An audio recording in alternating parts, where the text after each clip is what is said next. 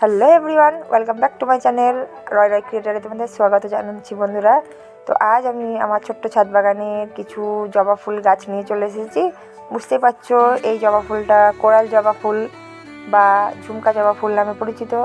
তো তোমাদের যদি অন্য কোনো নাম জানা থাকে তো আমাকে কমেন্ট করে জানিও। তো বন্ধুরা দেখো, খুব অল্প টাকায় এই গাছটা আমি নার্সারি থেকে কিনেছিলাম থোকা ঘিয়া জবা ফুল হবে বলে। তো গাছটা বড় হওয়ার পরে যখন প্রথম ফুল ফোটে তো আমি এই রকম ফুল পাই। তো এটা অনেকে ঝুমকা জবা বলেও বলে, কিন্তু এটা ঝুমকা জবা ঠিক না, কোরাল জবা ফুল গাছ। এই ফুলটা তোমাদের কেমন লাগছে কমেন্ট করে জানিও।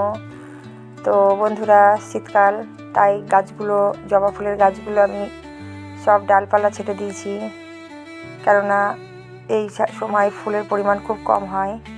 যদিও গাছটা অনেক ছোট, শুধুমাত্র একবারই 7টা ফুল একসাথে ফুটেছিল, সেই ভিডিও আমার চ্যানেলে দেওয়া আছে।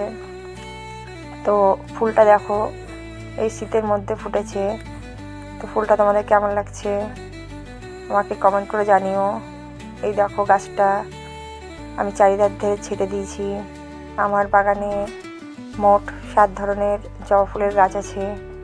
যদিও সব কটা একসঙ্গে ফোটে না ফুল, তাই একসঙ্গে ভিডিও করা সম্ভব হয় না। আর কিছু ট্রপিক্যাল জবা ফুল আছে, সেগুলোতে ফুল ফোটে, তো আমি ভিডিও তখন দিই।